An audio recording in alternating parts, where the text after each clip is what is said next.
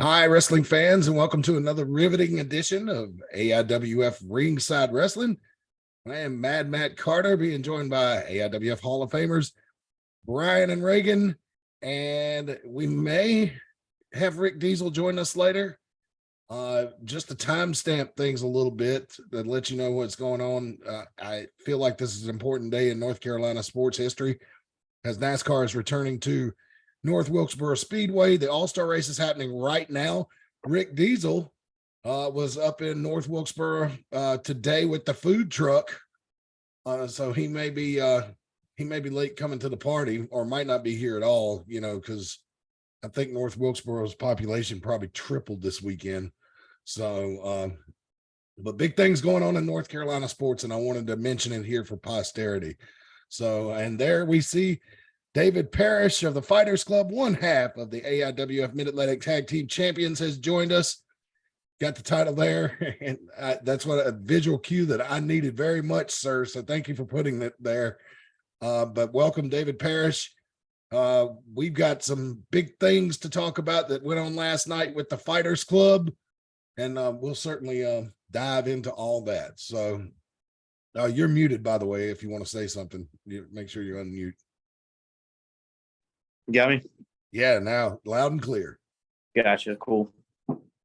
All right. So I guess we'll go ahead and get the slideshow going because we do have a lot to get to. Last night, just your thoughts. I want to go around the room. Brian and Reagan, I'll start with you. Your thoughts on what we saw last night at Money in the Piggy Bank. It was certainly I knew it was going to be a wild night just because of the nature of the piggy bank match, but goodness sakes, from the top of all the way from the first match, it was like all hell broke loose instantly. It was incredible. Yeah, it did. Just starting off the event with a world title match just really set the pace for the entire event, and it just took off from there. It was action packed from beginning to end. And we have it's up in the air now who's going to be going up against Case and Kane for his cruiserweight belt because he took out both the contenders.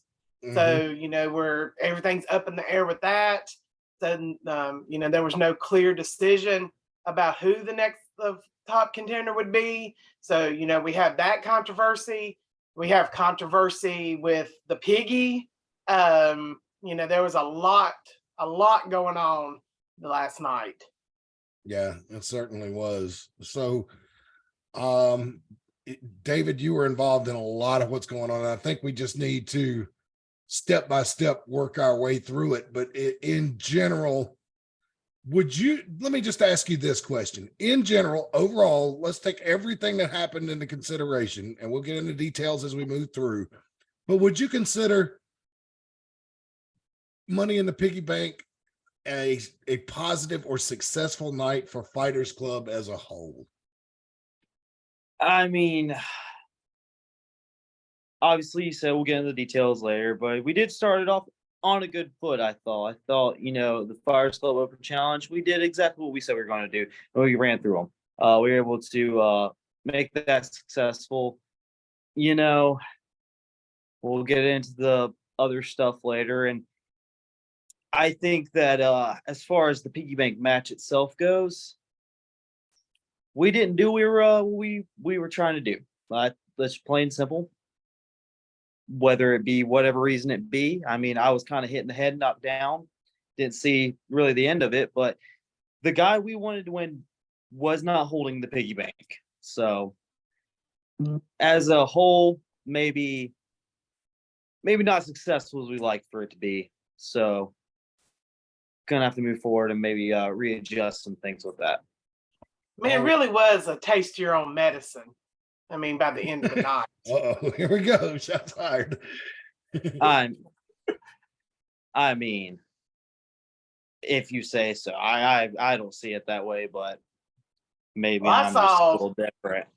Well, as I was producing the show, I saw your fearless leader lying on the mat, taking quite a beating from AIWF superstars. But yeah, Yeah, I mean, a few chickens came home to roost last night. That's for sure. Let's see. The real quick, you check us out on Instagram at AIWF Mid Atlantic Wrestling and at Diesel. That's DEEZEL 247. And we post content, usually match announcements and stuff. Go up first on Facebook, but then to Instagram. You can check me out at Mad Matt Concord on Twitter. And I need to add the AIWF underscore mid to this slide, and I will get to that. Nothing to update really with the Carson tournament. The Fighters Club is first team into the semifinals. We have not had another first round match yet, so we will bring you updates as those happen. I feel like on June 10th, we're going to see another match, most likely for that tournament. But it's what we're talking about. It was last night. It was Money in the Piggy Bank. It was just completely crazy. There's this year's version of Mr. Pigglesworth hanging high above the arena here in Veterans Park. And something, David Parrish, I don't know if you saw this at ringside, but let's see what that guy's name. Willy Nilly. He brought this to the ring. Yeah, I'm wrestling Joker. I'm I'm not scared of anything, but if I were to be scared of something, I don't like clowns. And so that was not a fun sight to see last night. Yeah, that's a common phobia, that's for sure. But let's that's a scary thing for anybody, even if you don't have a thing about clowns. That particular punching bag thing there is very scary. Well, that's why I took the picture of it. I was just like, you don't see that every day, and it's a little weird looking, It was not cute at all. And it's weird how he interacts with it. Yeah. How he's interacting with it, it's like it's a friend, and that's a little weird.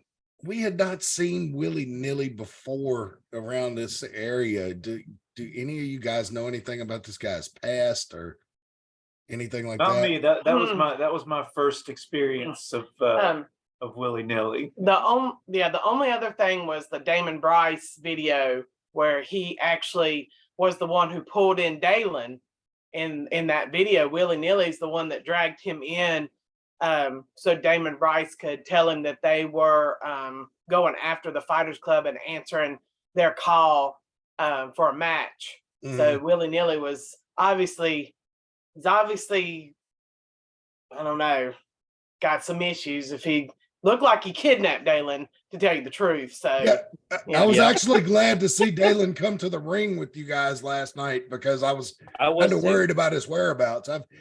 Like I said before, when I think you guys step out of line, I'll criticize your tactics in the ring, but I don't ever want to see anybody kidnapped. That's just taking it a little bit too far. I know, right? Not what we want to see as Fighters Club. You never want to see one of your members get kidnapped.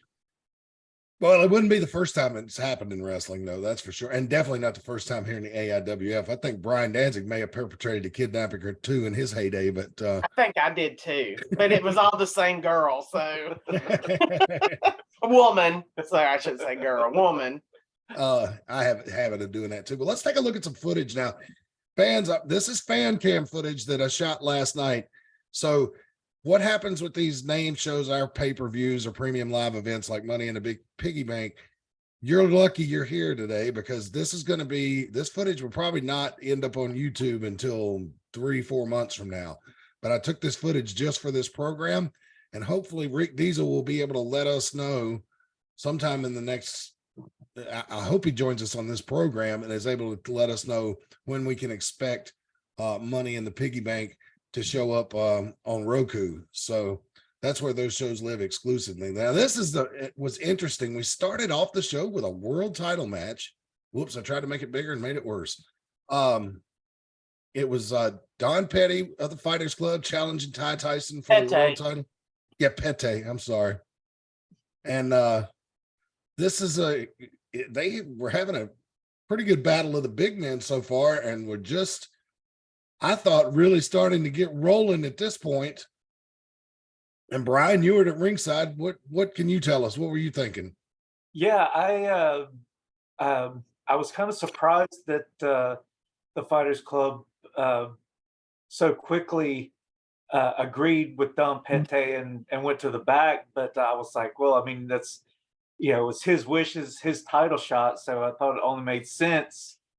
But I still had in the back of my mind that just because they were behind the curtain, doesn't mean that they aren't seeing the action and would it possibly get involved in the matchup. But I just thought it was kind of surprising the way they got involved and how quickly they got involved. Yeah, and that's the first time I've really seen Don Petty. And there you are, David Parrish, first one on the scene. And into the ring comes Clara. And even Dalen's beating on him. Because you could Don Petty was in trouble there, but I don't think he was out at that point. It's not really my call, but I think they may have hit the ring a little prematurely. But again, that's their call. But but if you think about it, Jack's not going to want to be. He's not going to want Don Petty to be the heavyweight champion if he's not. You know what I'm saying? Like he's doing what Jack wants. Jack wants to be the one that takes on Ty Tyson for that belt. So I could see possibly where there would be jealousy there. Whoops, muted myself. Well, we saw Lodi come into the ring, former WCW and TNA star Lodi come into the ring to save the day, but that wasn't it. I'm going to bring up the sound and show you the rest of this. I hope I recorded it all. I guess I should have proofread my video, but things get a little more interesting from here after the Fighters Club clear out of the ring. So let me get this thing set up to share a sound with you. And I've got sound adjusted, so hopefully it doesn't blow out your eardrums or your speakers or whatever you're listening on. So here we go. Let's pick up what happened right after Lodi saves the day. Just being a clown. Oh, I'm going to get popped for copyright on this. Let me try to talk over it. So, yeah, this is going to take a while to edit. The place is going absolutely bananas. Lodi's taking swings at the Fighters Club. And then Kevin Phoenix cut. Video, Matt? We're just seeing a clown. We're just seeing a clown. That's why we're award winning. That's right. We spare every expense. All right, so let me try this again. I know we're gonna get popped for copyright this time. Oh no, let's see. Screen 2. All right, tell me what you see now. Lodi. I now see Lodi, yeah. Okay, all right, let's try this again. All right, and we're gonna pick it up right here. All right, so here comes Kevin Phoenix Cochran III. Offering good points. How dare you disrespect us and ruin a perfectly good world title match?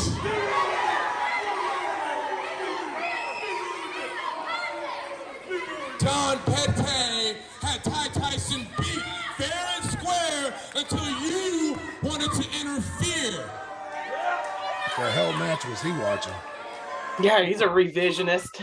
I can't find Benny Conley anywhere in the back. How about this? Ty Tyson, Lodi, you two team up and you take on myself and Don Petty right there in that very ring tonight.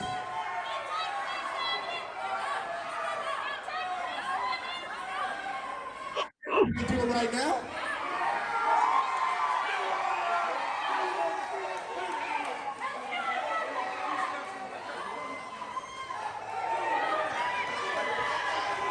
There for a second, I thought they were going to go in the ring and have the match right then.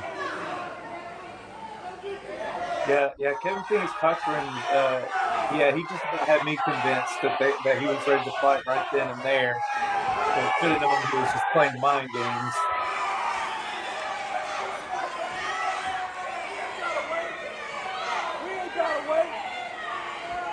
I'm not dressed, so we'll handle this later in that very ring. And that was that. So that's how the night got kicked off. I mean, we thought the world title match, got interrupted pretty abruptly. But it led to real big things later on. I mean, I don't know how to really describe it. It just things kind of, I don't know, went bad. It went from bad to worse for the Fighters Club, I think. No, for definitely some members, certainly did. Don't quite want to let the cat out of the bag just yet. Oh, hang on, I'm having control issues. All right. No, do not stop live stream. Boy, if I'd have clicked that, we would talk about abrupt endings. Let's see here. All right, I'm gonna try to pull back up the slideshow because I got some stuff I got to run through for that. Can you see it? Yes. All right. Yes, the Beer City Bruiser is going to be coming. What? Sorry, David. Say that again. Oh, please. I was saying that's my trainer right there. Yeah, so he's going to be coming up to Mount Airy on Saturday, June 24th. That's the day of extreme content, I believe. And he's going to be offering a pro wrestling seminar, only $25 per person. If you're a wrestler, manager, referee, all welcome. It's a 2-hour seminar. So you can, I know that Jack has been trained by Beer City Bruiser as well. So you can come learn from the guy who has basically trained a lot of the Fighters Club. He's put some seasoning on Clara as well. I mean, we know she started with Dr. Tom, but so who else some names we would recognize, David, that have been trained by this guy? Because he's got quite the lengthy resume, as I understand it. Yeah. So as far as like Fighters Club goes, even our newest member Azrael has been trained a little bit by him recently. So even he could be thrown in there. Some of the referees that you see at AIWF, like Dalen, and also the newest one, Devin Bright, has also been trained with Beer City Bruiser. So some other, I mean, a couple of people have like, filtered in and out and stuff like that. But as far as like core members, stuff like that, even Logan Quindell has been with Beer City Bruiser here a lot too. So some of the names like at AIWF that you would see has been there recently and consistently over there. All right. And so, yeah, it's a laundry list of people that we see coming through Mount Airy. So guys, girls, listen up. It's Saturday, June 24th. Mark it on your calendar right now from 1 to 3 at Veterans Park, a 2-hour seminar conducted by Beer City Bruiser. And it's only $25 per person. I think it's important to talk some more about his resume. He wrestled in, what was it, Ring of Honor? Ring of Honor, yes. Yeah. He's also done some stuff overseas too, like in Japan. So this guy has, been to big promotions before, so he knows what he's talking about. And if you watch any of his students wrestle, he's a good teacher. So definitely a chance for you to come up. I mean, you're not going to learn the ins and outs of the entire wrestling business in 2 hours. We're not even trying to pretend that it takes a lifetime commitment. But if you need some seasoning, or maybe even think you need some seasoning, this would be a good opportunity for you to join us and get it. 1 to 3 on the day of extreme content. That's Saturday, June 24th, with the pro wrestling seminar for the Beer City Bruiser. All right. Going to stop and pay a couple of bills real quick here and tell you about our friends at Premier Auto Detailing, a detail service that operates out of the Mount Airy area. Hands down, the best car cleaning service in town. You can give them a call at 336-883-5722 for more information. That's 336-883-5722. And want to let you know that they not only do individual like detail jobs. Say, Uncle Cleophas's 68 Ford has been sitting up on blocks in the backyard for the last 25 years, but you finally got it running. You got some wheels on it and you're ready to take it into town, but it needs to be cleaned up. So this is the place you need to call for that, and he'll remove any spiders that have made their homes in there too. But Premier Auto Detailing can help you out. They also do like fleet service work. So if you have a used car lot, usually most car dealers, when they sell you a car, they'll wash it before they, send you home with it. Premier Auto Detailing does stuff like that too. So definitely want you to give them a call. Mention that you saw it here on AIWF Ringside Wrestling. It's Premier Auto Detailing, the best car cleaning service in Mount Airy. 336-883-5722. I want to tell you about T's Creations Custom Apparel. If you need custom-made sweatshirts, t-shirts, hoodies, or just about anything apparel wise, they can help you out. They also sell tumblers and other random stuff. Here's some of the designs that you can see on their website, which is teescreations22.com. That's teescreations22.com. They also have a Facebook group, but I believe that's a private group, so you have to track it down and get permission to get in there. I think last time I tried to track them down, that's what I ran into. I may have been at the wrong place, but teescreations22.com is the place to go to find out more information about them. And that's no punctuation in that website. It's just tscreations22.com. And you can see they've got the, front license plate things and just different designs. The owner is obsessed with cows. So if you want a cow printed on a t-shirt in any shape, form, or fashion, I'm sure she'll figure out a way to make that happen for you. But check them out, teescreations22.com. If you'd like to advertise your side project or small business, you can do so with us right here at Ringside Wrestling. We're putting the headlock on high advertising prices. For only $10 a month, you can get a read just like you heard for our two sponsors there. 30 second to 1 minute. I'll try to stretch it out longer if I can. If you need us to produce a video commercial for you, we can do that. Also reasonably priced at $30 a month. We'll be glad to put that together for you and run it here on the show. This show is seen on Facebook Live every Sunday night.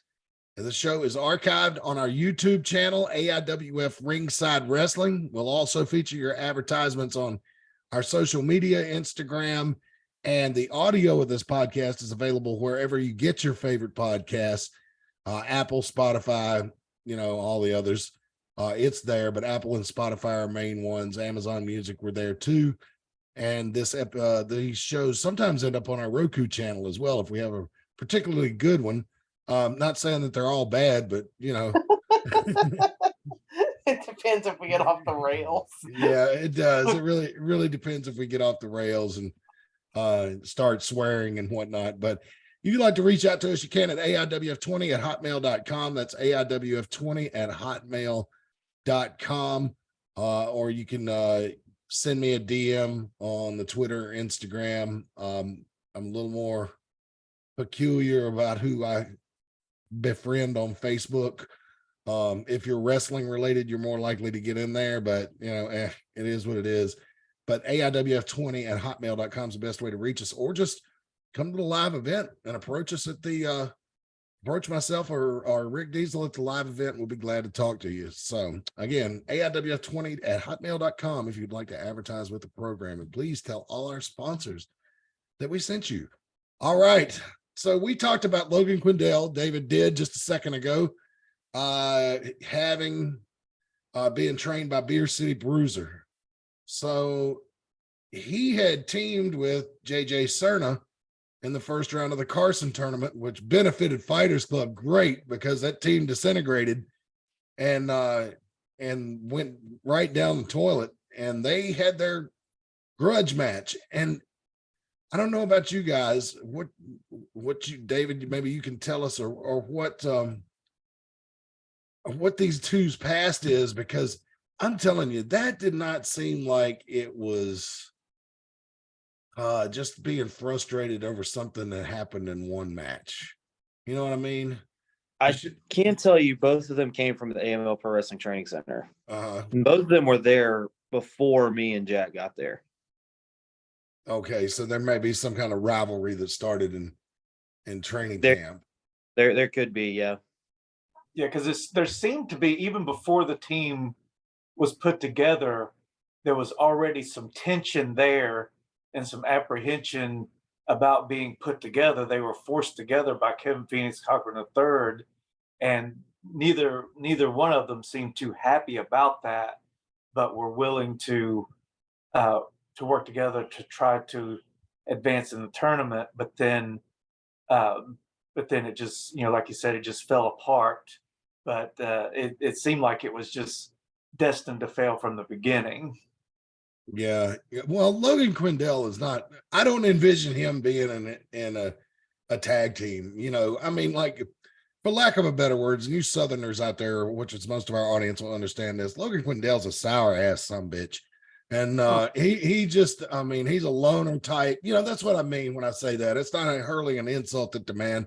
He's very professional backstage when you talk to him, you know, and you want to ask him questions. You want to find out about these wrestlers' past and stuff like that, you know. Very, very businesslike, but it does not strike me as the type who would work in a faction or a team very well. I don't know if you guys get that kind of vibe off him or not, but Yeah, that's what I I get. Yeah. Just from trying to talk to him to get some info from him, just for a commentator's perspective, trying to get some background. Yeah, I mean he's professional and he'll answer your questions, but in a very short kind of hurt, you know, not like he will answer your question, but he doesn't want to chit chat. Yeah, he's all business. Mm-hmm. He's all business. Yeah, does not elaborate whatsoever. You know, he's the type of person that you know, hey man, how you doing? Fine. Right. You know, so We did, and to be fair, he did tell JJ Cerna, he gave him an out before the match. He said that he gave him a warning and said that if he wouldn't come, if he didn't come to the match, if he didn't come out, he wouldn't put him in the hospital. But that if he came out, that he was going to put him in the hospital. He said he wasn't there just to win the match. yeah. And you're right. I think it goes a little bit deeper than a couple of accidental flying knees. As you can see, JJ Cerna is starting to come back now. Oh, let me ask you, Brian, do you remember the name of the referee in this match? What her name was? Katrina. Yeah, referee Katrina. Cries. What was the last name again? I'm sorry.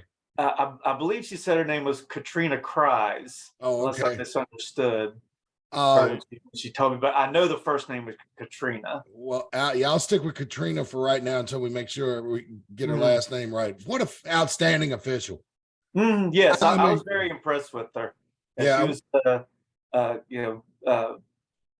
very good at what she did. Very attentive and authoritative. You know, didn't let any of the guys push her around. So yeah, I was very impressed with her officiating. Yeah, I always worry about that, and I'm going to sound like old school, like chauvinist here a little bit, but I want to explain to you my line of thinking here. I'm always worried when women referee men's sports, especially something like this. It's a heavy contact. But what I have learned by watching the NFL this past season, it started, I think, 2 years ago, but they have women officiating NFL games. And you know what? I haven't even noticed them. And that's a good thing. That's a great thing when you're an official. You see one on the, you'll see them on camera every now and then. But, you know, and I was like, wow, okay, this is working. So I'm more in wrestling, you know, it's a one-on-one. You're basically in a fight. So I'm a little concerned, but man, I'll tell you what, Katrina, she doesn't take any shit. And she's an outstanding official. I just wanted to say that again. I thought that was just great. And there you see. There also seemed to be some kind of connection with Seth Burns and Logan Quindell. Yeah, exactly. Seth Clayton Burns, who the fans have affectionately nicknamed Pee-wee. And you see that JJ Cerna running head first into a post. That's a young wrestler's mistake right there. I think, you know, you should never charge at somebody full speed when they're standing in front of a metal post. But I guess you get caught up in the moment, Brian. David, sometimes you can't help it. And there's Casey Kane out there, the cruiserweight champion. Looks like it's going to be curtains for JJ Cerna right here. But watch this. Kane blasts Quindell with the title, and then blast Cerna with the title. Yeah, and again with with referee Katrina's officiating, I thought she made the right call here by not simply disqualifying Cerna immediately when Quindell got hit. Especially since Payne attacked both men, but some officials may have, once Quindell got hit, they may have immediately disqualified JJ Cerna when it wasn't his fault that Kane wasn't in there to help him. He was in there to attack both men because he was upset that his advisor got hit in the process of that matchup. Yeah, I think it was a good call too. When I turned the video off there to ask her, because I didn't make an announcement to the crowd, I didn't know what the ruling was going to be, and I said, right. Hey, that's what I was hoping the call would be, and yeah, I thought she made the right call. I asked her, I said, can I get an official word? And she looked back and she looked at me and she goes, well, you know what? He hit everybody. Everybody's disqualified like that. And I thought it was like, she made that ruling on the fly when I asked it. And I was just like, yeah, that's the right call. I mean, it was a letdown for the audience, but I mean, when somebody does something like that, what can an official do? Their hands are tied. Right. And again, if she had made the call to immediately disqualify JJ Cerna, I wouldn't have agreed with that call. But at the same time, I'd be like, well, that's the ref's call. Mm-hmm. That's their decision to make, and whatever the referee calls is what stands. Yeah. So you may not agree with an official's call, but it's their decision to make, and that's a very unusual situation. Normally, when there's outside interference, it's somebody who is on one of the two competitors' sides, and they're trying to give their person the advantage. Mm-hmm. This was just a simple, an out and out attack. And we don't have footage of it, but Casey Kane wrestled for the cruiserweight title right after that. Let's see. He went up against Baby Lotion Brown. And I, for the life of me, can never remember Baby Lotion's manager's name. Ronnie. Huh? Ronnie. Mm-hmm. Yeah, I can't remember. I can't remember her last name, but yeah, I know her first name is Ronnie. Well, didn't Seth Clayton Burns put his hands on her at the end of that match last night? Yes, kind of describe to me what happened. I didn't see it. Well, Baby Lotion Brown had the advantage on Casey Kane, and then Seth Burns grabbed Ronnie, and that distracted Baby Lotion enough for Casey Kane to get the advantage and get the win against him. Mm. And and again, I think maybe Bobby was calling for saying that they should be disqualified, but she's not a part of the match.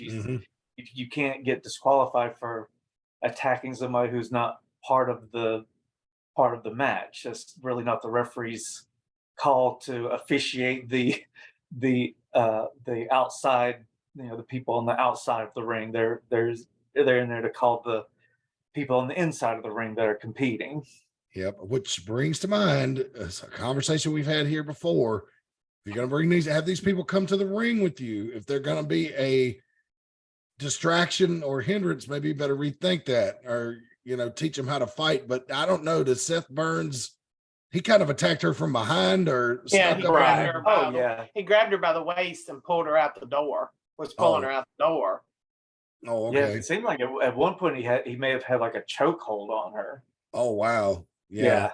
That would have been difficult to watch. It was pretty intense. But again, that's not really the official's call. But you're right. Anytime, if you're, at one point Seth Burns in the Money in the Piggy Bank match, he was like, "Are we safe?" And I was like, "Not really." I mean, there's always a chance, one of those tall ladders could fall and land on, all three of us. I mean, anytime you're at ringside, you're never completely safe, but especially if you're right at ringside, if you're right there at the apron, anything can happen, and Yeah. you have to be prepared for that. You have to treat it like when you go to baseball games before they put the nets up. You know, you got to be aware of foul balls, and in wrestling, you got to be aware of flying bodies, ladders, anything. And so, yeah. But yeah, there was a couple of times during that Money in the Piggy Bank ladder match, I was a little afraid for my safety too. But don't worry, David Parrish, we're going to get you back in this conversation, because now I'm bringing up something I know you'll be interested to talk about, and I have been very excited to cover. Clara told me in an interview that I'm not sure has aired yet. I hadn't put it on YouTube. I don't know if it's aired on the Roku channel yet. She's getting sick and tired of struggling to find women opponents to come in here and fight her. So she was going to start signing to fight men, which I thought, you know, one thing I will say this about Fighters Club, although I give you shit when I think so, you need it for your tactics or whatever, because, you know, I try to call it right down the middle. Nobody in that faction has ever lied to me, ever. You know, if they said when they said they were going to do something, they did it. And even if I snickered at them, they did it. Now, I wouldn't snicker at Clara, you know, because, you know, she could break my neck pretty easy. And but she got mixed up in a 6-man tag last night with you and Jack against let's see here. Let me get willy-nilly, Johnny Geiger and Damon Bryce. Yes, there you go. Nice job. Did you do that from memory? Yes. Yeah. Remember, I'm zoned in on everything now. So yeah. But let's go ahead and roll this video. We'll take a look at it. I'm going to play it without sound so we can talk about it. And hopefully I'll pick the right screen here this time. Can you guys see the match? Yes. All right. So what got my attention about wait a minute. Hang on just a second. Let me roll it back. Watch this chop. Bam. Oh. Yeah, that's a wahoo chop. No shit. My favorite was the one-handed snapmare that she just flicked her wrist and threw that kid. Yeah, let's watch it again. Let's watch it again. Not diminishing her power in this match, but he is probably the smallest competitor she has taken on. Probably so. She is. She probably outweighs him by about 15 pounds. But not diminishing her talent at all. But no, she's taking on. I mean, Jada Stone makes that guy look like a shrimp. You know, this Johnny Geiger we're talking about here, folks. But yeah. So Clara's holding her own in there, and you know what was funny? It's like I didn't start this video until probably about 5 minutes into the match. And you guys, David, you and Jack you guys started the match, and then Clara came in, and right about 30 seconds before this video started rolling, she had Geiger in the other corner and was lighting him up. She hit him with a right hand and chopped him.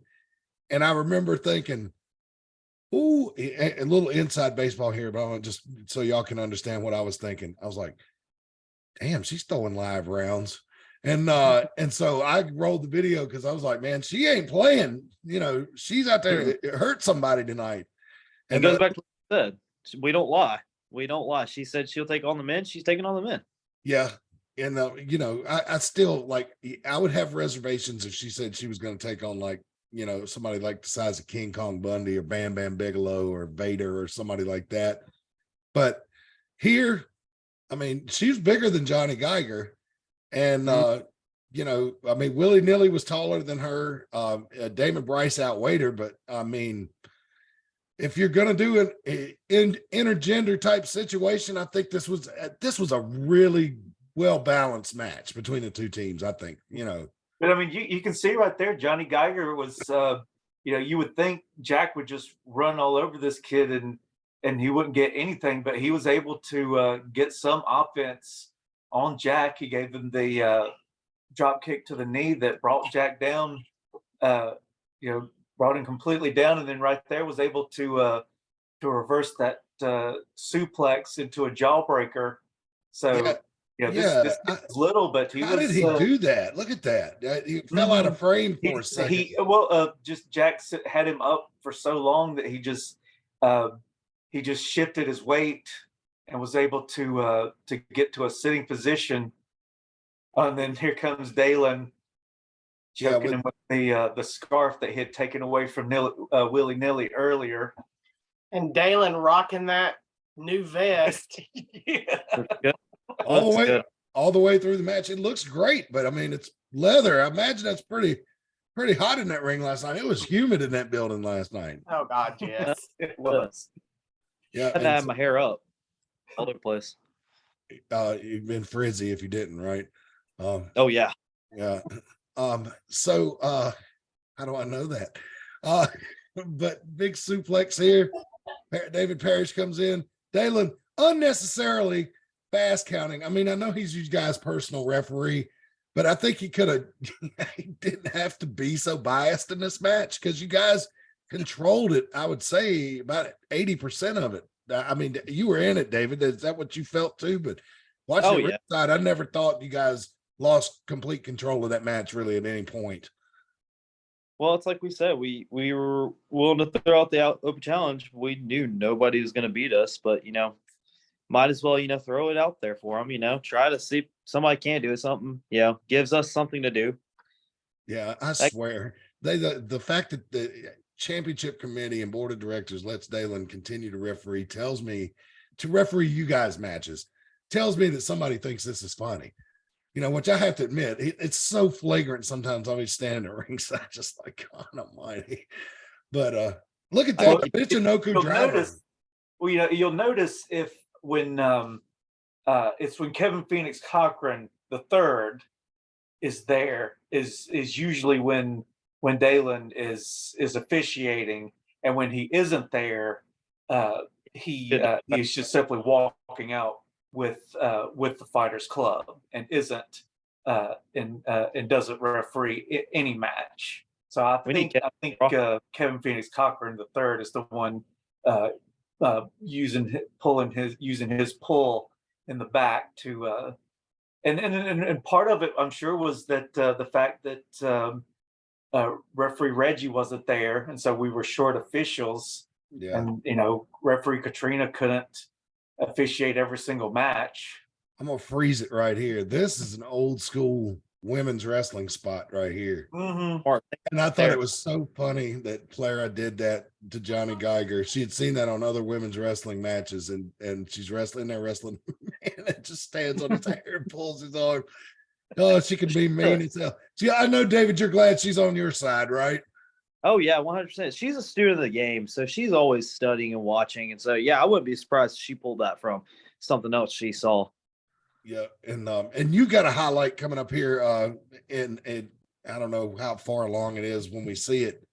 Your springboard cross body block off the top rope. That's one of my favorite things. When I'm able to catch them off guard with that, it's one of my favorite things to do.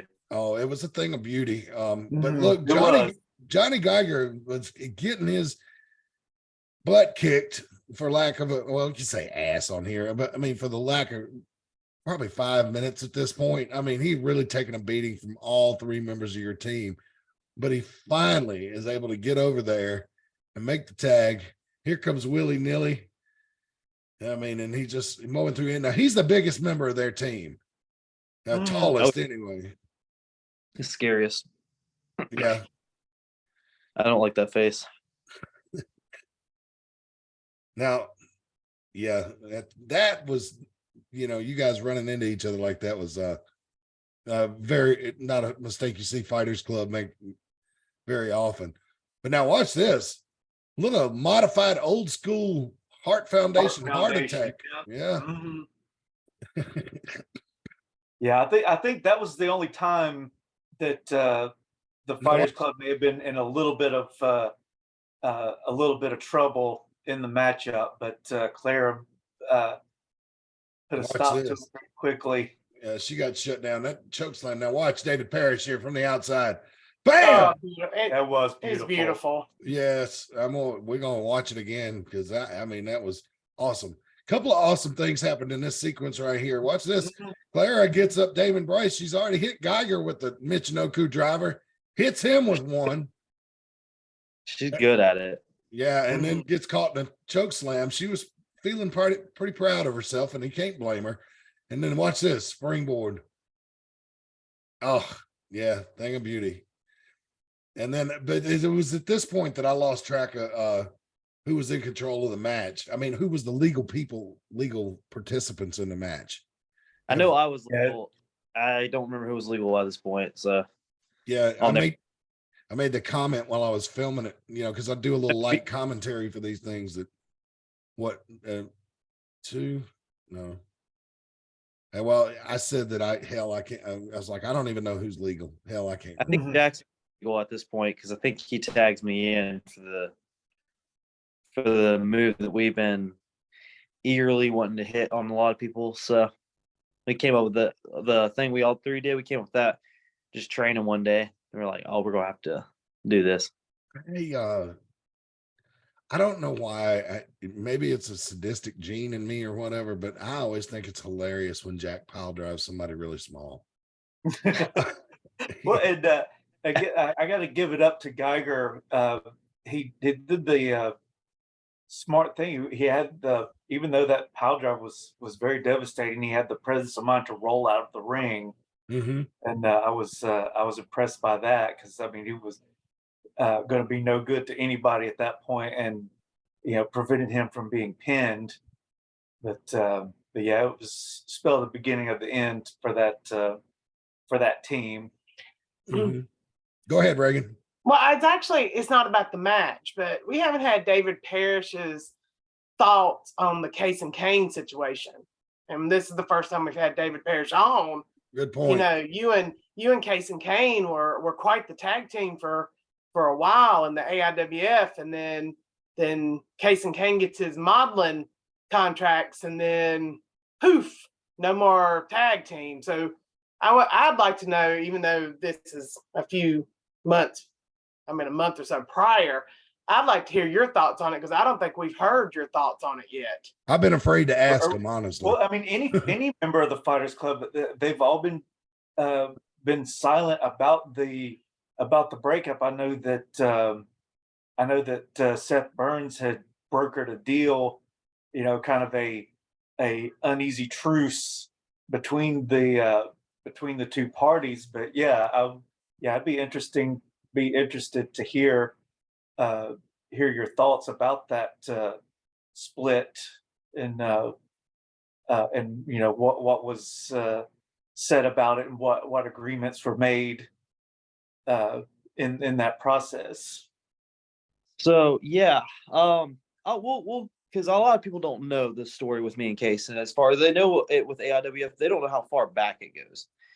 So when I first was starting to train in professional wrestling, since I'd done amateur wrestling for 13 years, and then I've moved into doing professional wrestling in 2021. And so when I first came in and I was doing stuff with AML, training at the training center there, and Firestar came in. I was get a little real for a second, but Firestar came in and was going to be they were switching to a new building, but they were training with AML at their place for just about a month or two, and I was like the only one to actually show up from AML to those training sessions for like the first couple of weeks. The first friend I made there's two friends I made. The first two friends were Case and Kane and Azra Kayam. Those are the first two friends I made there. And we end up, they get the new building, everything. We kind of still keep in touch a little bit, going on our separate ways for a little bit. Then we get to AIWF, and we thought, maybe join forces together, me and Case, and team up. And we be good friends and everything, because Jack's always been my best friend, even since we went to middle school together and stuff like that. So he's always been my best friend. But, Kaysen was probably the first friend inside the wrestling business, not outside, but inside the wrestling business that I made. So we thought, join the forces together, we could do something special. We could maybe win the belt. And I even got this right here. Was one of the proudest days of my life when me and Kaysen won the belts together, right there. And I kept it up there because, I was happy. I was proud. It was me and one of my best friends in the world. We won the belt together. And we lost him. We get him back and everything. And then we start tagging together. Everything seems good, but there's just seemed to be something off with him that second time. That second time we got the belts, there seemed to be something off. He just seemed a little disconnected from us. We all saw it. We could all tell.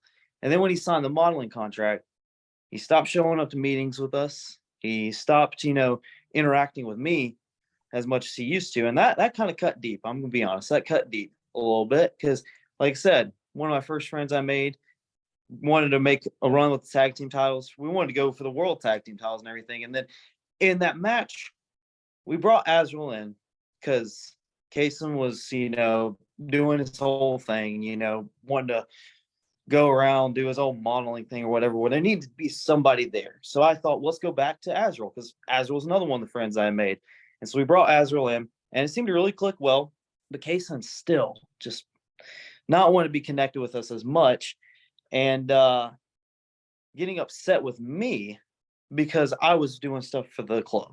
Like I was trying to do stuff for the Fighters Club. Like that was getting upset with me for it.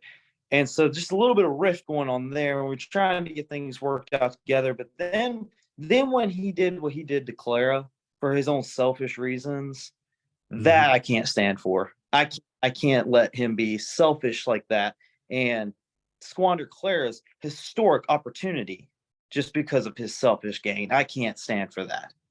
So Fighters Club does what they have to do and cuts out the weakest link.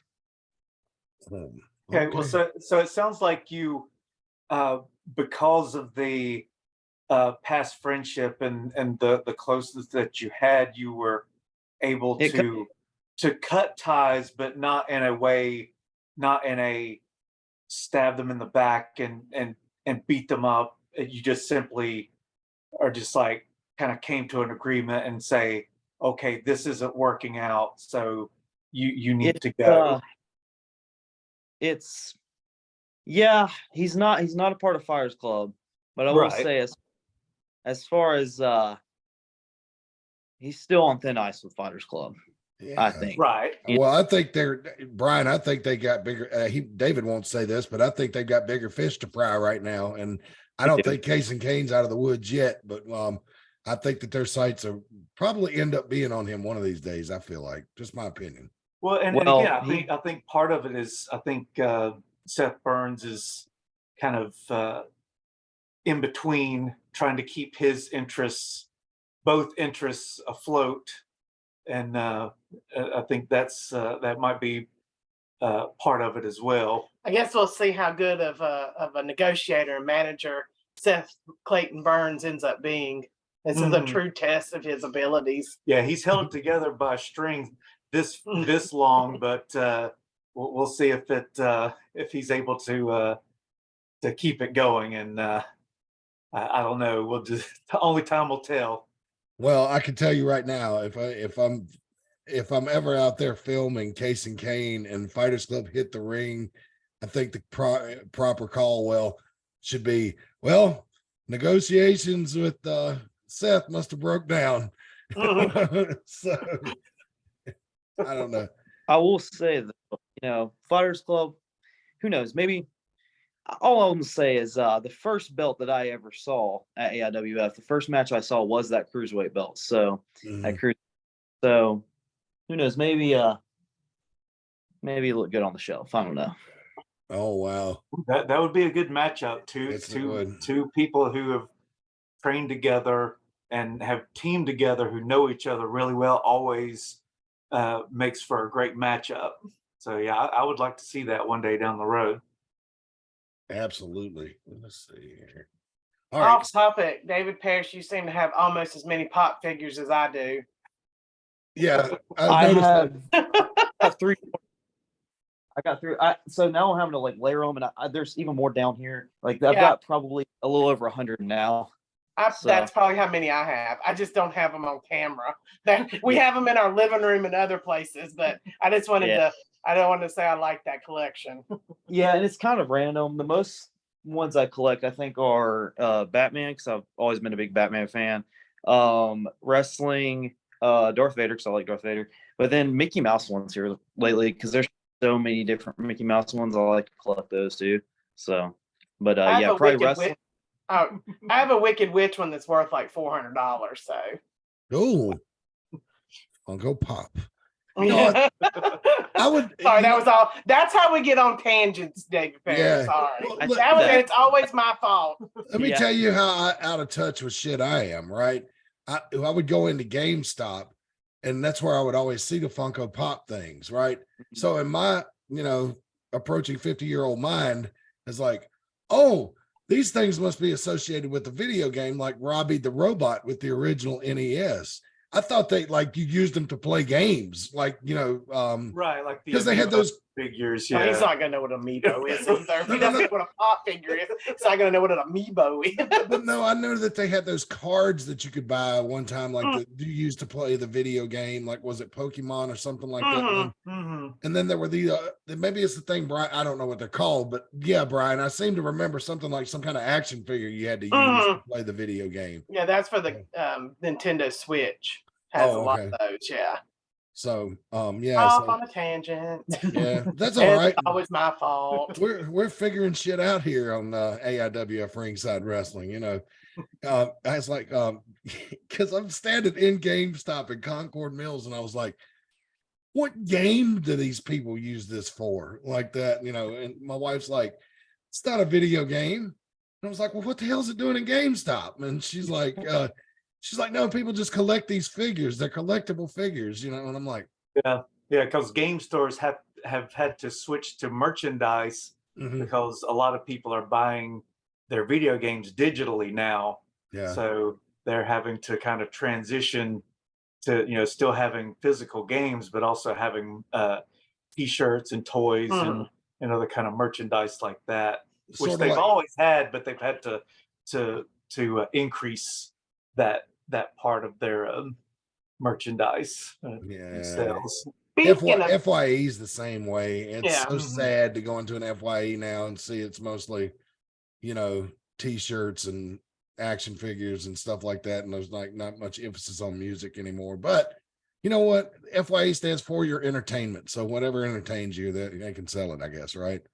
You look like you got something on your mind that you want to say, Reagan. Well, no, I was gonna say we were talking about video games. I was actually gonna say TW Rose makes cause for the wrestling game now that are excellent. Yeah, I've seen online. That. They are fantastic, and I don't like TW Rose, but he has a great talent in making cause or creator wrestlers. So I was just gonna give a shout out to those because he's been making a lot and they look great.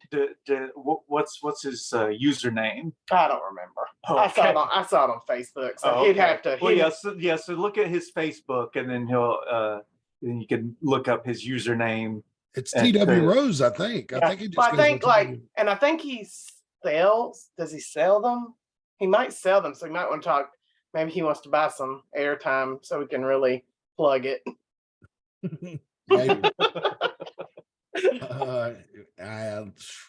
But yeah, they are good. I like them. It seems like a very time consuming thing, but I used to like to make my own when the games were simpler, and but now that they've gotten more intricate, I'm just gonna find me a Greg Valentine and download them. Let somebody else do the work. Well, and now they include more like older names. Like they have a lot of like older guys, because the games are bigger and more broad, and you don't have to make. I mean, you probably still have to make Greg Valentine, but you don't have to make your Ric Flairs and your and things like that. Yeah, they're not gonna make a Brad Armstrong. You're gonna have to find somebody to make you one of those. Yeah, but I'd be impressed if somebody on one of those new wrestling games could make a Wahoo McDaniel versus Johnny Valentine match from like the mid 70s. Oh yeah, well, that was my favorite. I would love to make a Vern Gagne. This fat bald guy go in there and beating up these guys that had the guys at the muscle builders, and go in there and kick ass with an old bald guy with a belly. Yeah. So you're talking about Vern Gagne in like the mid 80s, not right? Yeah. Okay. Yeah, not classic Vern. Yeah. Mid 80s Vern. Oh Lord. Yeah. Oh, see. And there were people at the time that wondered why AWA went out of business. I God, remember that as a kid. there would be times that so help me the name, the other Midnight Express guy, Dennis Condrey was wrestling, and he had a bandana wrapped around his neck, and Vern Kanye would not shut up about how that kerchief, somebody was going to use that kerchief to strangle Dennis Condrey, and he doesn't know why he's wearing that kerchief. And in the ring, that's dangerous to have that kerchief on. And it was like, Jesus, shut up. Like, man. Like he forgot the business. Well, I'd like to see somebody choke Dennis Condrey with that handkerchief, or or whatever bandana, whatever the fuck it was. By the time he got to Crockett, he had Cornette as a mouthpiece, and he was tying him to his knee, at the beginning of the match. So, so that's where I became familiar with Dennis. So you weren't a Buddy Rose, Dennis Condrey Midnight Express fan when they came together, when they had the two with Paul Heyman and. Oh, that was Randy Rose. Randy Rose, that's right. Buddy Rose is the free bird. No, he was the blow. That's Buddy Roberts. Lots of hits to the head, ladies and gentlemen. But anyway. Buddy Rose was, Playboy Buddy Rose. He was big out on the West Coast, and then for a while at AWA, and then he was most famously for his run in WWE, where he was the blowaway guy. So, there's a little research for you young folks tonight. Google WWF blowaway commercial. And as a matter of fact, I will let you, if you've got your phone nearby, you can go on YouTube and see how fast you can find it. And you're gonna be like, oh my God. It aired on a Saturday night's main event, and it was one of the ones, I think, after they had moved to, no, maybe they were still on NBC. It was sometime in the early 90s. It was between 1990 and 1992.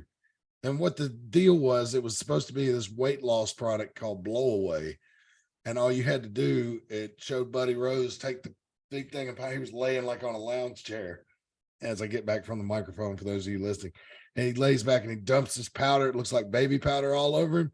And they were like, you dump the powder all over your body, then simply turn on a regular fan and just watch the weight blow away. And they were showing, turned on the fan, and the dust was flying everywhere, and he's rubbing his body, and it like shows a before and after picture. And in the before picture, he's standing there with his gut hanging out, and he's like this, making a sad face. And then the after picture, he looks exactly the same, only he's smiling. It's like, see how effective this product is. And at the whole time, at the bottom of the screen, there's this thing running saying, this is not a real product. You have to be a fathead to buy it, and all that kind of stuff. But it was hilarious. And then he disappeared. So I don't guess Vince after that thought he could get any more out of him. So. Oh my God. It is hilarious though. If you can find it and watch it, it's funny. It is. But so speaking, let's see. Guess I need to read a couple more ads. So we're going to take a time out real quick, and I'm going to share my screen with you and take care of our sponsors who take such good care of us. Certainly appreciate it. Can you guys see the slideshow? Yes. All right. So Branch Management was our first sponsor here on Ringside Wrestling, and we'd like to thank them so much for that. They've been with us since the beginning. They are just absolutely fantastic. And they are a tree service that operates in Mount Airy, Surry County. Branches too close to structures, normal pruning that these trees need to be happy and healthy. Because you can't let trees just grow wild and crazy. I don't know why, but it's just not good for them.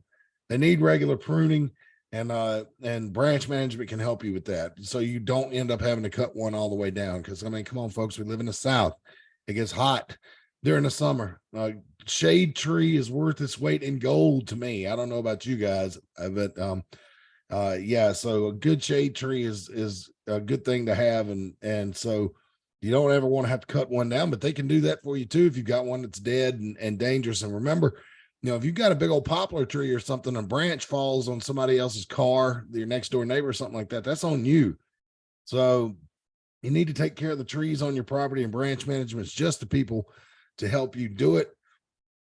And they are just absolutely fantastic. You see the picture there, the guy trimming the tree near the power lines, and you can reach them simply by calling 336-648-9282 or 336-320-8994. 336-648-9282 or 336-920-8994 for more information or to set up an appointment. And if you refer a friend, you may be eligible for a $100 referral bonus. But wait, it doesn't stop there. It is they also offer gutter cleaning, general landscaping, and pressure washing service. So basically a handyman service. If you're interested in that, you can give them a call at 336-648-2487. 336-648-2487. Branch management will be your best friend when it comes to keeping your lawn and your property healthy and happy and looking great as we move through the summertime season. All right. And our most delicious sponsors and the best concessions in wrestling. Prove me wrong. Tease Treats is a food truck service that operates out of Mount Airy. They've got more than one truck, so they can be at multiple locations at the same time. As we told you earlier, that's Rick Diesel's with one of those trucks, trying to fight his way out of North Wilkesboro with the NASCAR race in town. But they have hot dogs, the ribbon fries like you see here, the funnel cakes with like cheesecake on top of them. It's absolutely incredible. They have pizza, stuffed crust pizza now. You can give them a call to find out about availability at 336-755-8204. That's 336-755-8204. And take a look at this slide right here. This is a couple of new deals that they've got at Tease Treats, and I got to find out what Rick Diesel called these. Let's see. All right. So the top one is cherry donuts, chocolate cherry donuts, right? So they put the mini donuts, looks like about a half dozen, maybe 8 of them on there, and spray whipped cream, chocolate syrup, sort of like we saw Kevin Phoenix with his $20 challenge. And whipped cream. Boy, I maybe shouldn't have brought that up there in a food ad. That wasn't very smart. Well, you didn't mention the other one, so keep going. Yeah. So and the other one is chocolate cherry funnel cake sticks. Now, I have never heard of a funnel cake stick before Rick Diesel sent me these pictures, but it looks plumb delicious. I made the mistake of going to a festival last weekend and getting food from a food truck that was not Tease Treats, and it was a waste of money. I was so unhappy. So they have ruined me for festival food where they're not there. Yeah, it is really good. That's the best also, thing. I heard some people in the back. They weren't wrestlers, but they were with the wrestlers, and they were new, and they had come back with some. They had some chicken fingers, and one of the guys was like, they were like, "Oh, are those good?" And how much were those? Like $6. Are they worth $6? It's like, yeah, they're good. All their food's good. Mm-hmm. And so there was an endorsement from new people. I didn't know who they were, but they another endorsement right there that I just simply overheard last night. Yeah, they are absolutely fantastic. The thing that makes Tease Treats one of the better food trucks you'll eat from is they're more concerned with quality than speed. They want to get your food to you, but they don't make it until you order it, right? Right. I mean, they might make a batch of mini donuts, but they're not going to sit there long. They have a little small batch mini donut machine, right? And those things, honestly, they go so fast, they honestly have to run the machine like nonstop a lot of times. So you will, the quality is there. The hot dog chili she uses is like my favorite kind of chili, and I will not ever reveal because I know the deal with the chili, and I'm not ever telling anybody. Nope, my wife knows, and that's it. But yeah, it's just fantastic, freaking fantastic. So if you ever see Tease Treats out and about, their big bright yellow trailer, you can see them on Facebook if you want to take a look at the trailer. There's a big bright yellow one. Is there a pink one, or did they paint that? I thought it was white and blue. It might be. It might be. I don't know. I hadn't seen the second one in a while. I don't remember. So, but anyway, and if you're ever at AIWF Mid Atlantic show, they're always there. So stop by and test it. You know, the wrestlers will tell you. I mean, David Parrish, you work at a lot of different promotions. And what do you think? Am I safe in saying that they're the best concessions in wrestling? Absolutely. Like they just said, $6 for those chicken tenders are so worth it. That's probably some of the best I've ever had. Yeah, absolutely. So there you go. Even a Fighters Club endorsement there, Trista. So next time Rose Tyson gets a DDT, you're gonna have to cut him some slack. So, all right.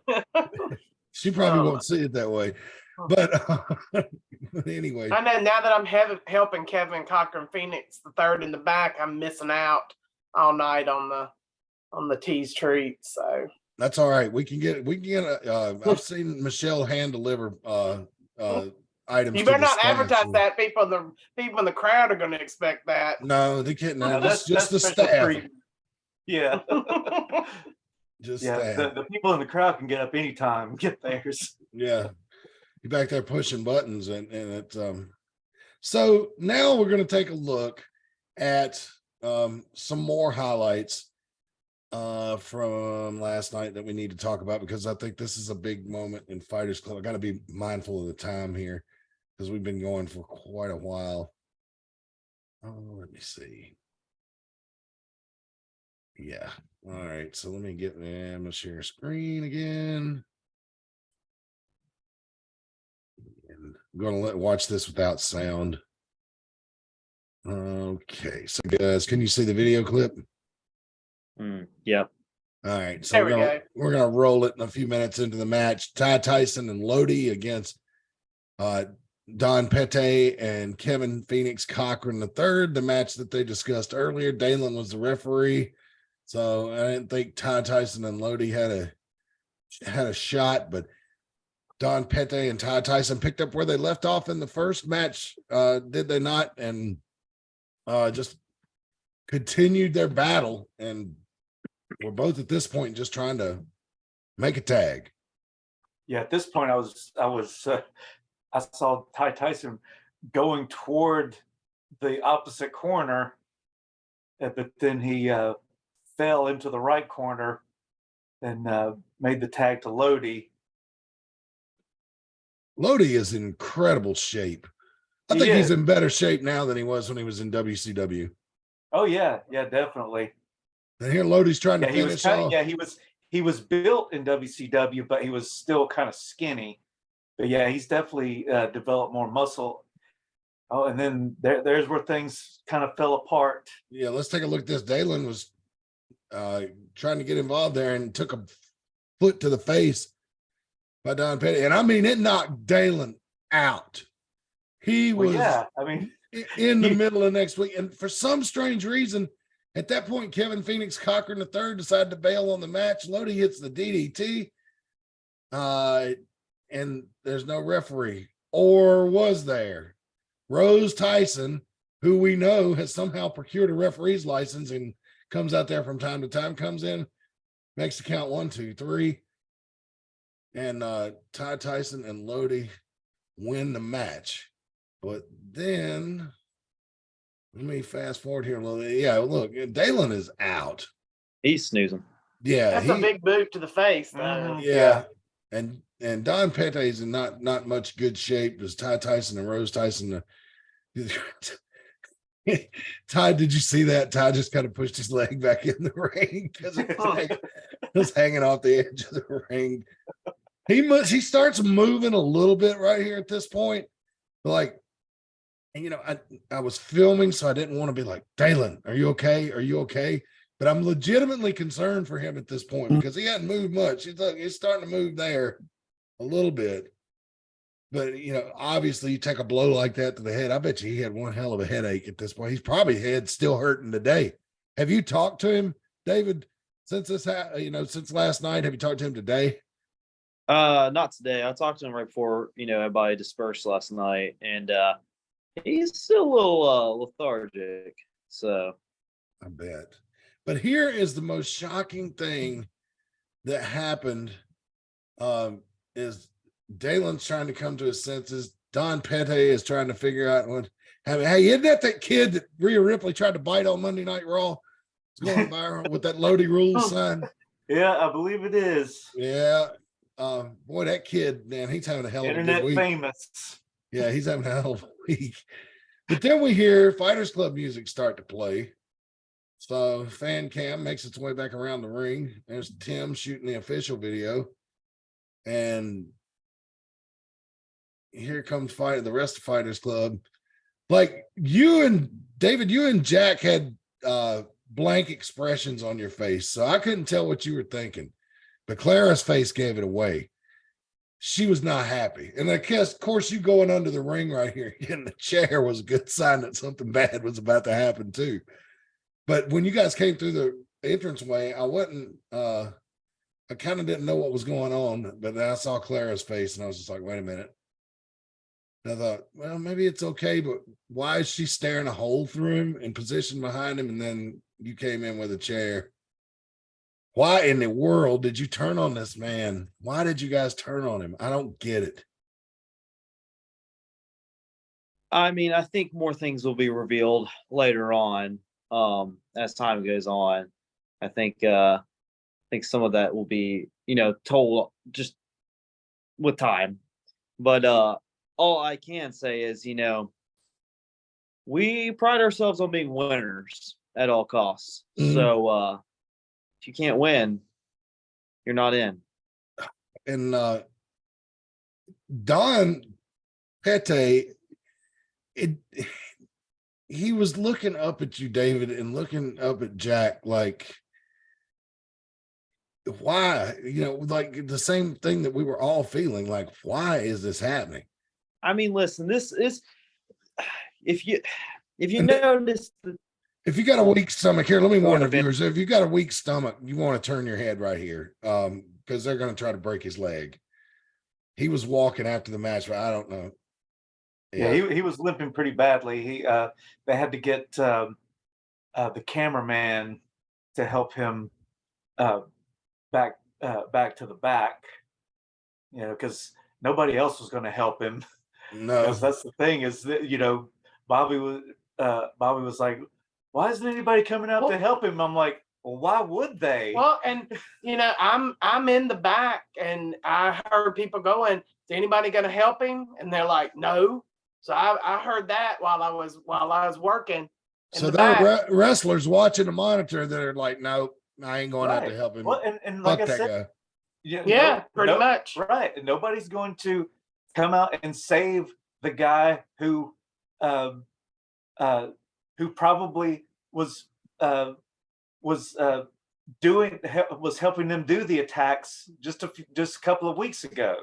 So I mean, it's it's you're not really going to come out and make the save for somebody who whether or not they're getting attacked. They were the one doing the attacking not that long ago. So that's the chance you take.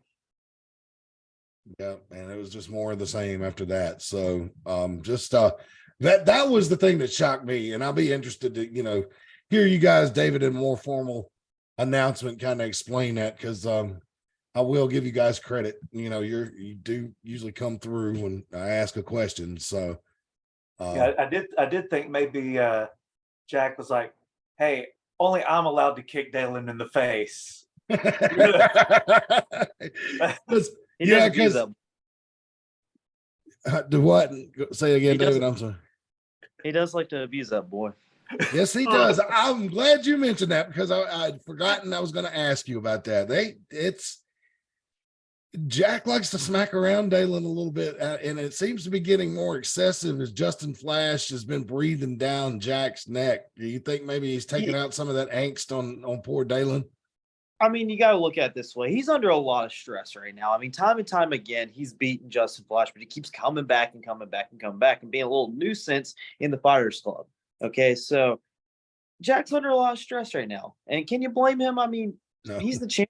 Got the weight of the world on his shoulders right now. And here comes Justin Flash coming in here, and it's all we can do to try to keep him away right now. I mean, he keeps just popping up all over the place, and doing God knows what every time. So yeah, I mean, yeah, he's just under a lot of stress, and I guess Dalen is being the one kind of getting taken out of whenever it can't be Justin Flash. So and it's Well, kind of again, it makes sense that he would be the one taking the brunt of the punishment because, it's like I said before, it's the fighters club, but he's not a fighter. And he's a member, but he's not a fighter. So, yeah. if you're going to take it out on somebody, it's somebody who's not going to be able to fight back. Yeah. Well, I mean, Brian Danzig, you may resemble that remark. And, yeah, I may know a little bit about that. I think I laid some beatings down on some non-wrestler members of the family. But they all had it coming, I'm sure. Oh yeah, yeah. And who knows what goes on behind the scenes? Maybe Dalen is some kind of deviant in some way that we don't know about, that the Fighters Club is keeping secret, and he needs to be corrected from time to time. I don't know. Oh Lord. Okay, so look, I got one more spot to do, but this is our spot from the heart. Rick Diesel told me he had 50 pounds of cat food that he has to deliver to Tiny Tigers Rescue in Mount Airy, and there is the website. I know we're showing you all this violence, and then we get you with cute kittens. So the tinytigersrescue.org, they find homes for feral cats and wild cats and just cats that have been abandoned. If people don't want cats no more, they'll take them over here. They are a no-kill shelter. And they focus just on cats because they have explained to me, and I have heard people even here down in Concord locally say this: when people donate to animal shelters, they always think about dogs. The cats kind of play a second fiddle, because you think, oh, you get dog food, dog toys, all that kind of stuff. So here is a dedicated shelter just for cats. And as you can see, I've got the adoption page pulled up. You can donate to them and all. It's got how to contact them and all this stuff. But I like to look at the adoption page and notice how good they describe these cats. Now look at this one. Batari, I think is how you say this. Look, domestic short-haired mix, spayed, neutered, housebroken, vaccinations up to date. No kids. This cat does not like kids. I barely like kids. Yeah, I know. And you brought two of them into the world. So, but look how, just illustrating here now, this one has a green heart. So that makes me think that Jimmy here is a cat that's going to require a lot of attention. Probably going to be in your lap all the time, right? Wanting to be rubbed on and loved on. That's what makes me think. So if you're looking for a low maintenance hat, I'd avoid that green heart. Next time they come to the show, I'm going to ask them about that. But you can see they have other cats down here in the descriptions. So if you're in the Surry County area, or even if you're not, and you just want to do a good deed for the day and just get a big old bag of cat food and haul it up there, there's some kind of rule about the kind of food you're not supposed to bring a certain kind of food up there. Wasn't it that they need like the kind that's okay, like good on digestion, like no grain, because we were talking about our cat who can't have grain. Yeah, grain-free. Grain-free food. Yeah, so make sure you take them grain-free food. And if you've got a stray cat hanging around, now I'm not telling you to turn them in, but if you've got a stray cat hanging around your house, they can help you with that. But if you're feeding it and you like it there, that's fine too, I guess. But I've been told that you're never supposed to give cats milk.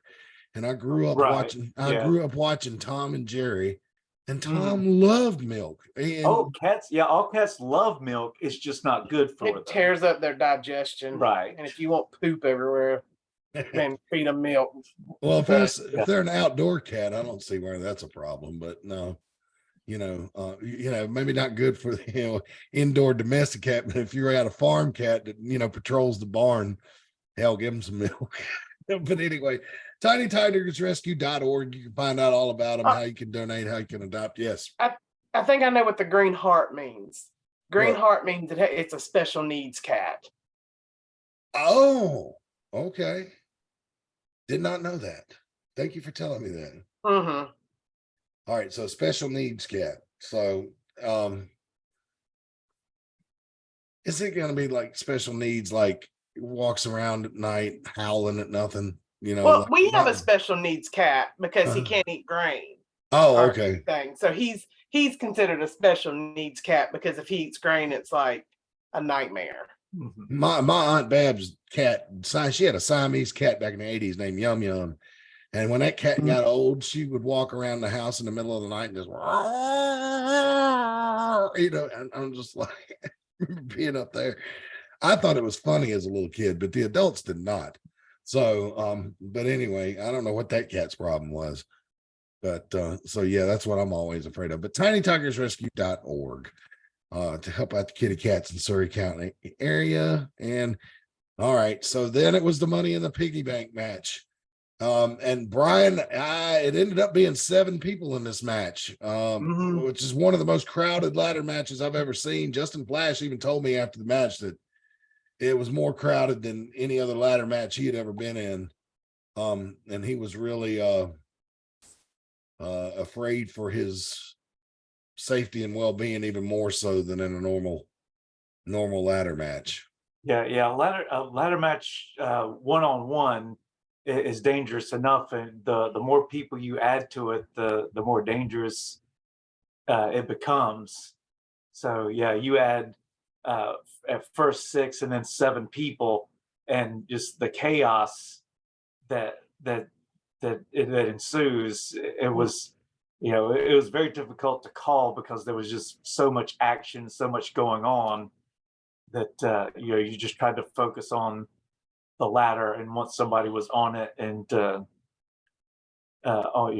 getting close to the piggy bank. And from a backstage perspective, we were able to catch Jack just busting out of the backstage area and going to the ring. So I'm not even sure that he was an official entrant.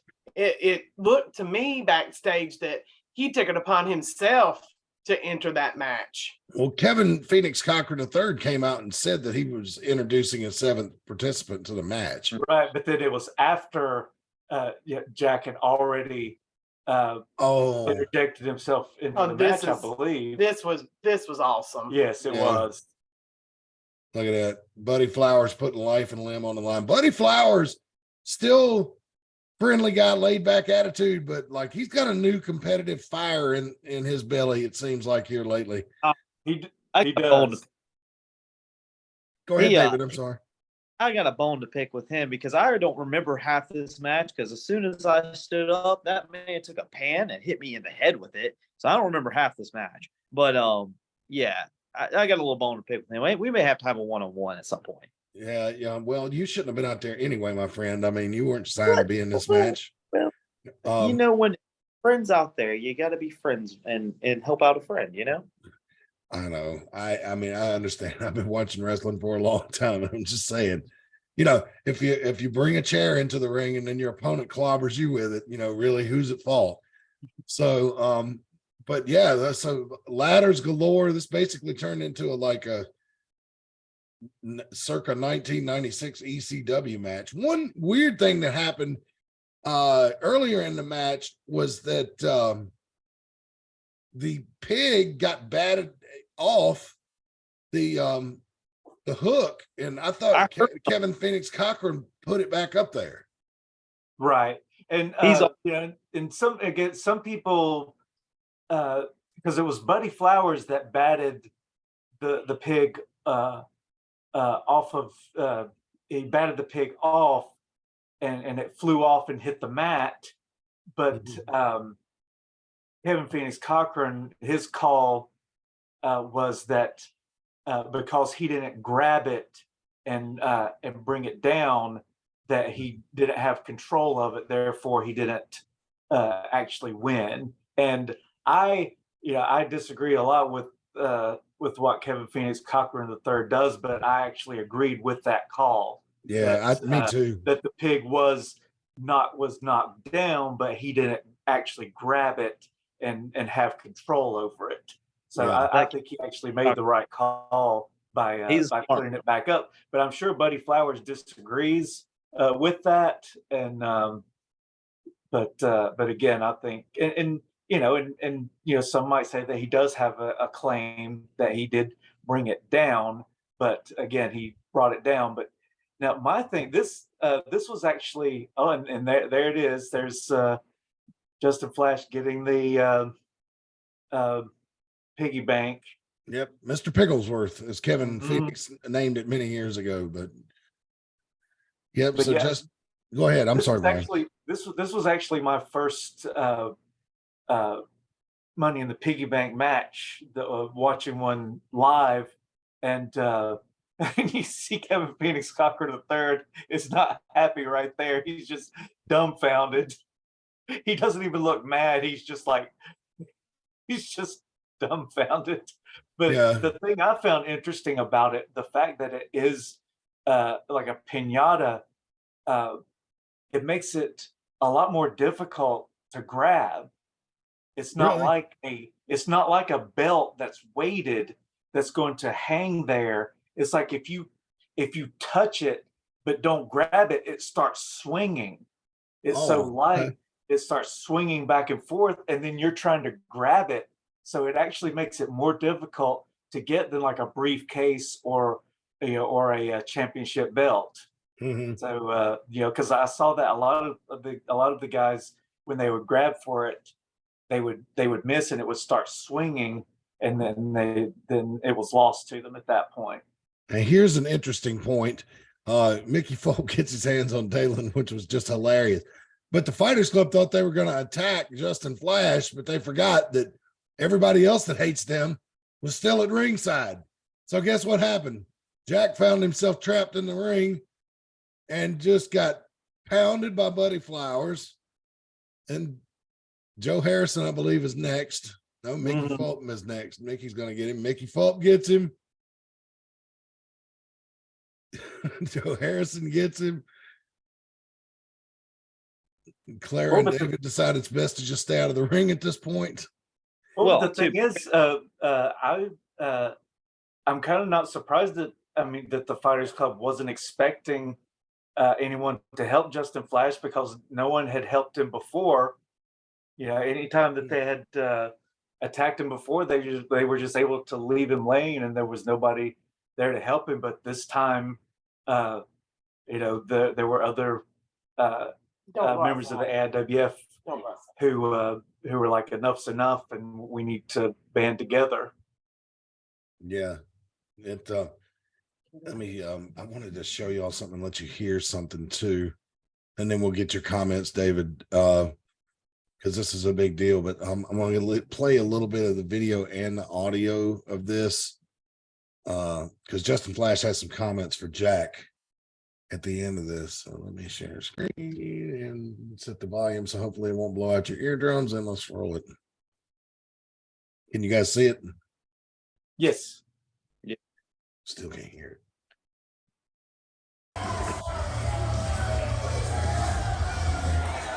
Justin Flash in celebratory mode here, but he's going to have some comments for us.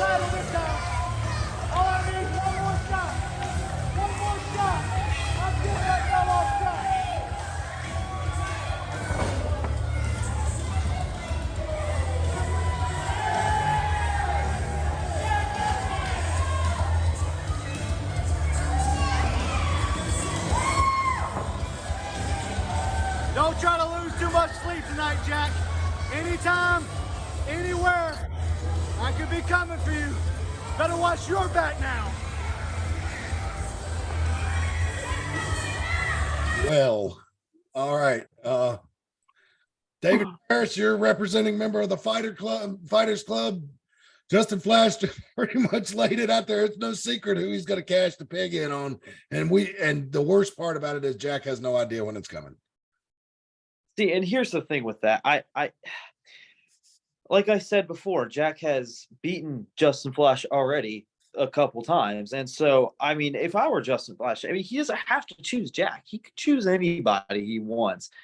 I don't know why he wants to meddle with the Fighters Club anyways, but he's chosen to do that apparently. And he's already, I guess, said he wants to face Jack. It's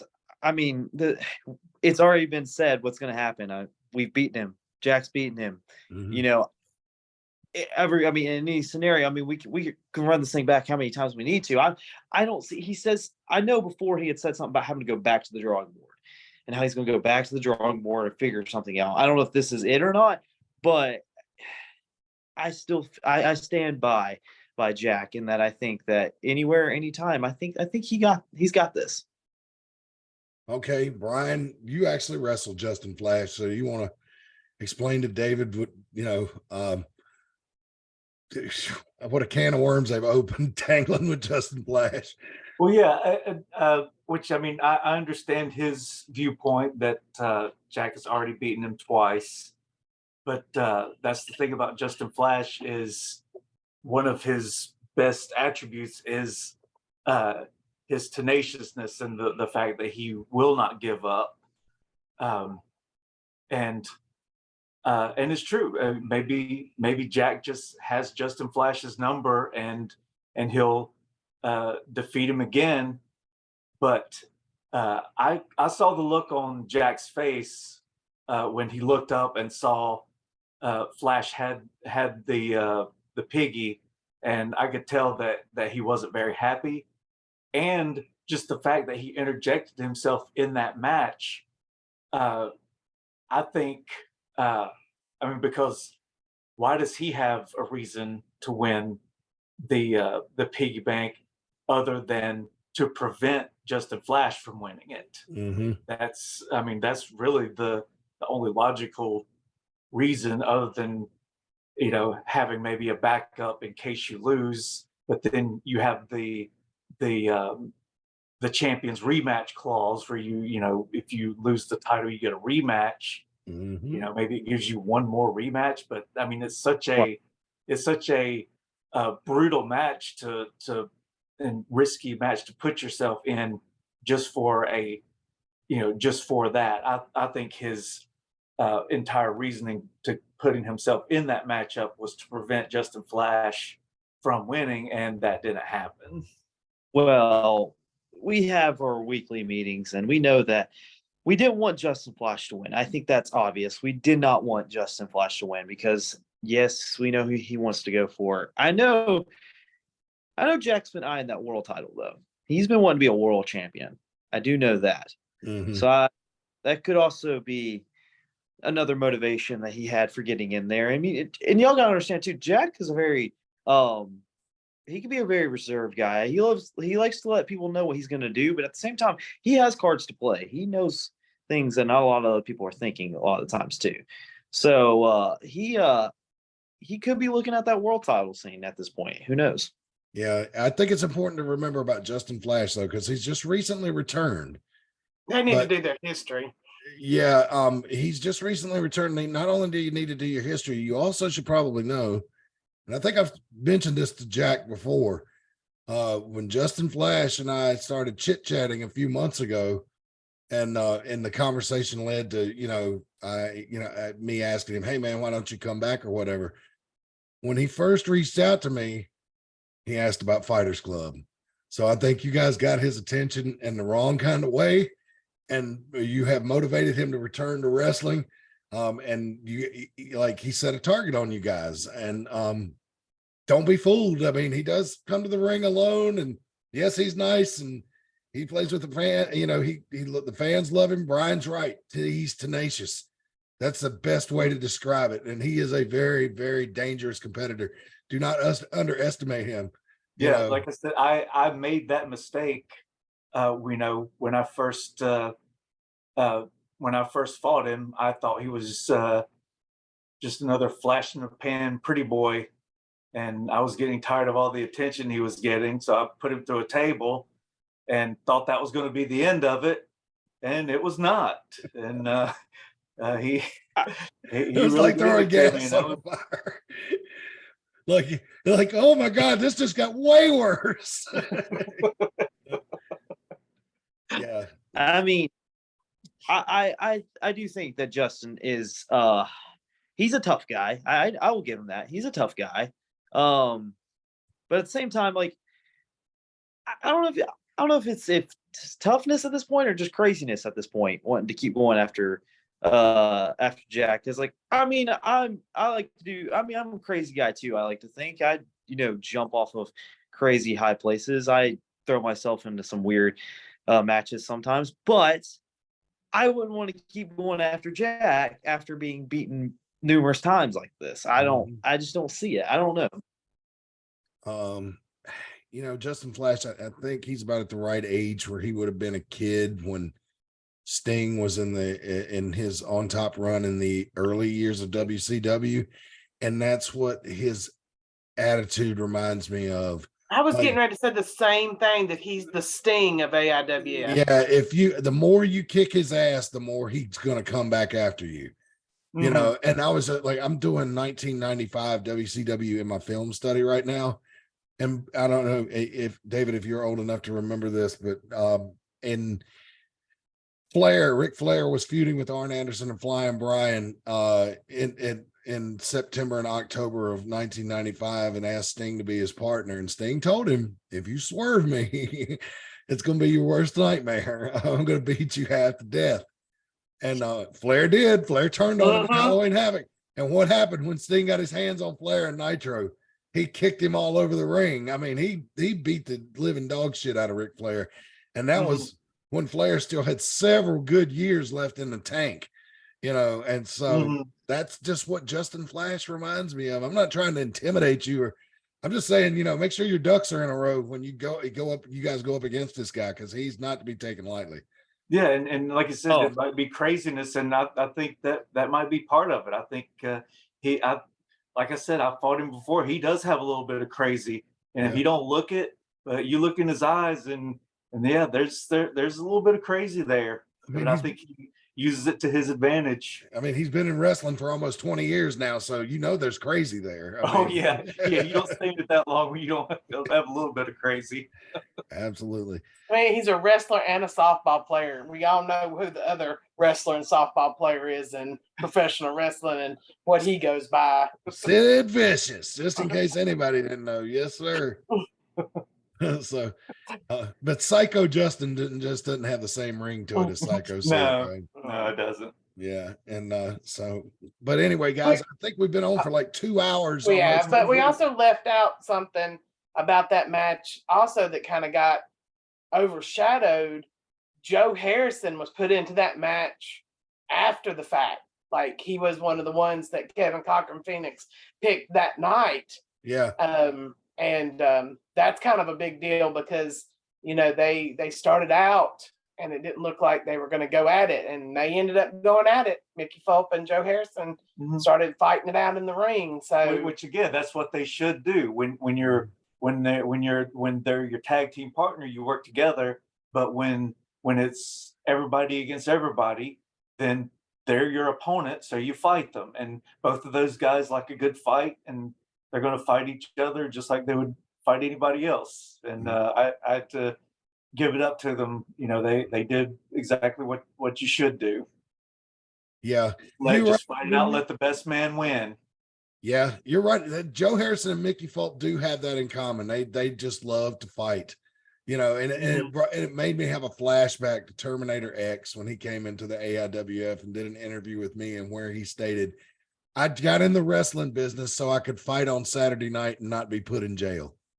And Mickey Fulp and Joe Harrison have that type of attitude, and so, but yeah. So anyway, so final thoughts on Money in the Piggy Bank before we get out of here. We covered a lot of ground tonight.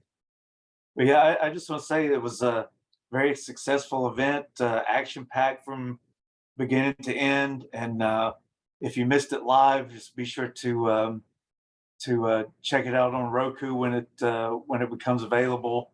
And I'm just excited for what's to come. Nice, Reagan. Well, it was an exciting night. We saw a lot of controversy. We saw a lot of things that kind of came out of the blue. We saw the beatdown of Fighters Club, which everybody just loved. And so I'm interested to see if this is really where they come together and rebuild, or if this is the beginning of the crumbling of an empire. Yeah, and it could go either way. They could restructure, get another member or two, and become even stronger. Or like she said, it could be start to spell the beginning of the end. So it could go either way. Well, when I asked the crowd in Mount Airy, David Parrish, I'm going to let you have the last word since you're a Fighters Club member. When I asked the crowd before we ended the show last night, is the Fighters Club beginning to crumble? They cheered.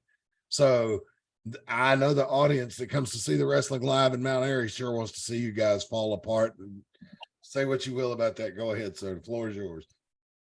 I mean, all I'll say to that is, you're looking at a friendship of over a decade in me and Jack. You're looking at Jack and Clara, who are married. I mean, you're looking at, Azrael, another one of my good friends who I started with.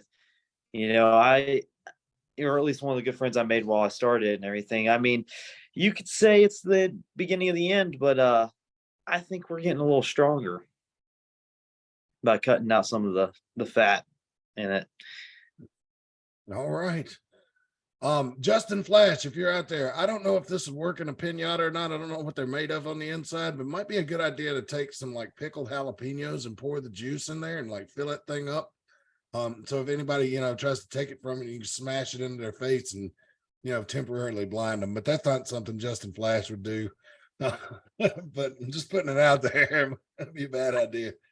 I don't know why I thought of that. I just, Problem Child, the movie, where he fills the out full of, I can't remember what he put in there, pickles or something. But anyway, just no, anyway, okay, it's going off the rails now just because they're all tired, I think. So thanks for joining us this week. We know it's been a long show, but we hope you enjoyed it. We had a lot to get to, and we're going to have a lot to break down. Our next big show comes up in Mount Airy on June 10th, and we're going to have a lot of news as we head toward that date. There will not be an episode of Ringside Wrestling next week because I will be at the 600. If Brian and Reagan and Rick Diesel decide to get together and do something. It's our 23rd anniversary, so we're out of it too. All right, so it's working out well for everybody. So there will be no show next week, but we will be back with you in 2 weeks from tonight. As my dad used to say, Lord willing, the creek don't rise. But if everything goes to as well, we will be back with you in a couple of weeks. But thank you so much for your continued support, and we will see you back here next time in 2 weeks. So that's all for now, wrestling fans. Until next time, so long for now. Bye.